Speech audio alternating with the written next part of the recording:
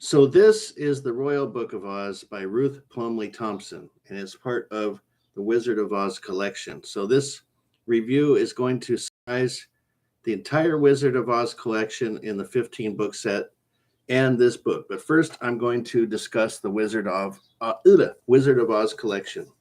So, as with all my other reviews in this collection, I show you the beautiful box. The box is just outstanding. It's got 15 books in it, like I said, 14 of which were written by L. Frank Baum. The last two, 13 and 14, were written released posthumously after he passed away. And then the 15th book, apparently, Ruth Plumly Thompson wrote it and passed it off as an L. Frank Baum book. And some of these still show L. Frank Baum's name on it, but it's definitely not written by him. So the first question you may ask is, why do they include a book that isn't written by him? And I think they just wanted to keep the money train going. She wrote a book a year, I think they said, for 10 or 12 years after that. She was a fan. And if you're not familiar, the Oz universe has several writers, and there's a group of books called the Famous 40, and then there's other books in addition to that. Of course, most recently, the Wicked set, which is several books. And I've yet to read the Wicked, but when I do, it will be in this playlist. So the thing about L. Frank Baum, I'm going to discuss the set again. My favorite book out of all of them was not the first book, The Wonderful Wizard of Oz. It was Ozma of Oz, and it had Tick-Tock, which was another robot made out of copper. And he's encapsulated in a Disney movie that was not very popular, and I can't think of the movie right now.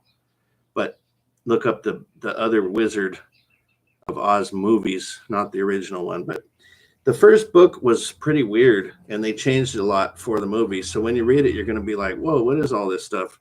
The Tin Man's chopping his arms and legs off and his head and everything before he becomes a Tin Man, and a lot of weird kind of deaths in the first book.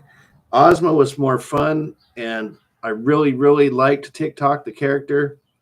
And I figured it out just recently after almost reading this whole box that I tried to find a Tick-Tock like replica to hang around in my room.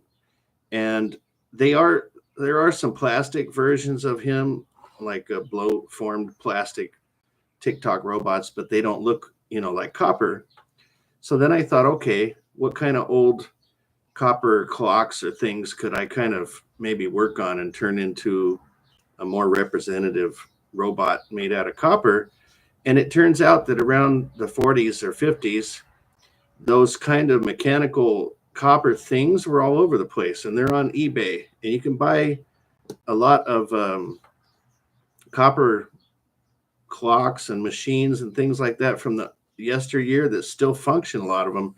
And then it dawned on me, it's like, duh, that's why he's called Tick-Tock. He was kind of made to look like an old copper clock. And it didn't dawn on me, but I think I had one when I was a kid, and that may be why that kind of really reached out to me more than a lot of other stuff in this series. But overall, the series is good. L. Frank Baum was a pretty weird dude, and there was a lot of jumping around and changing scenes, a lot of conflict and war in this box set, which was kind of surprising since it was a children's series. But I guess he knew that adults alike read this series too. It was not just marketed for children, I guess. Whereas I read that the Ruth Plumly Thompson ones were more geared towards kids. Now, before I go on to that, is this worth reading 14 or 15 books? So that's the first question. There are sets that are out there that are 14 books.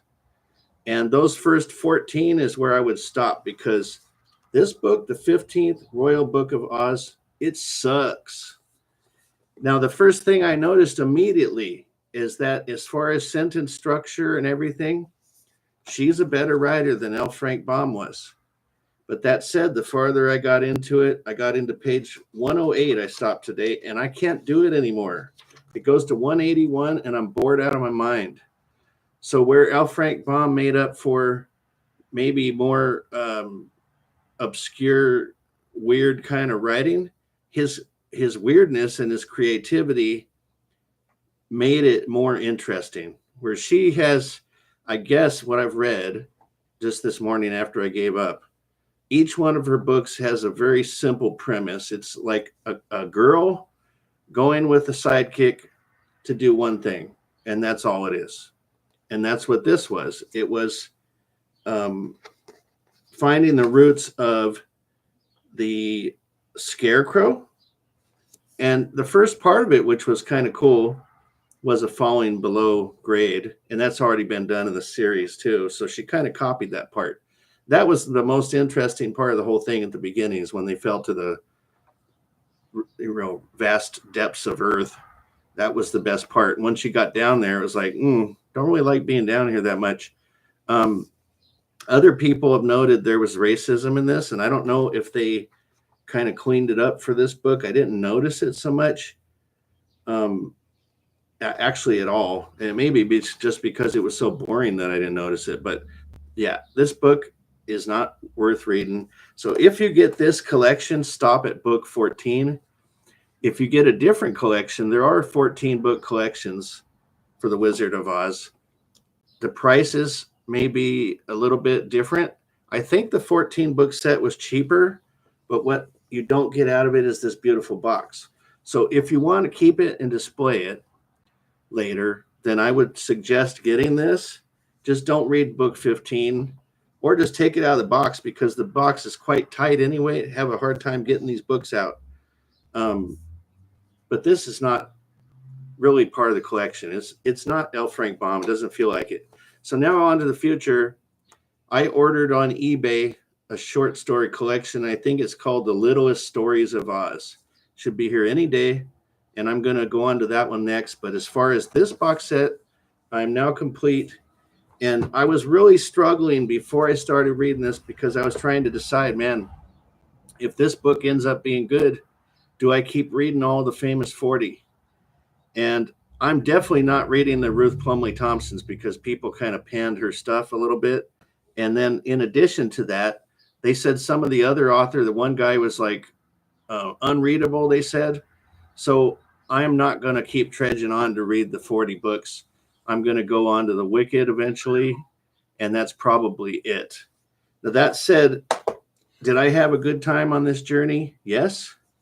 And again, if you compared it to a thing, Harry Potter for our generation has got to be similar to this, of the people of the early 1900s.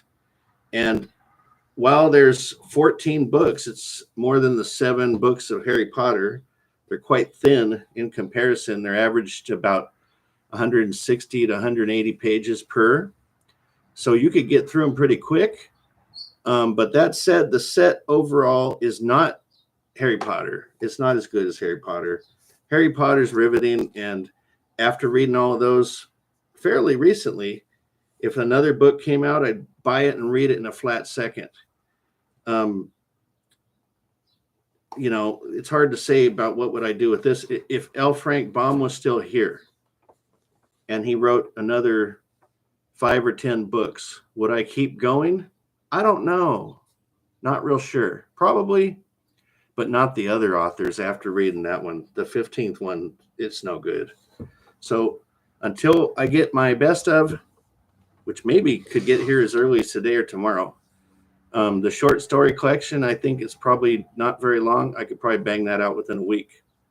And then Wicked somewhere down the road, I'll add to this playlist. But for now, I bid adieu to the Wizard of Oz world. And I will say one thing about when people think of Oz, you want it to be this idyllic paradise, and it really isn't. There's a lot of fighting there, a lot of attempted mutinies and takeovers and oppression of people.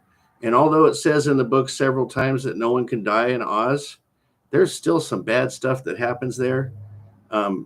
It's not peril like the Disney movies, right, where they're quite scary, but then the good forces always win. I didn't have that kind of feeling about it. It was more just like oppression, and then they actually had to struggle to kind of beat out the bad guys. And sometimes they were magical bad guys, sometimes they were just brutes. Um, but I did not get that, good conquers evil no matter what feeling that I get from Disney stories, I guess. It was more of realistic struggle that made Oz maybe not feel so great as you would tend to think, right? So, yeah, not like this idyllic paradise where you'd like to, maybe it's a good place to visit, but you wouldn't want to live there.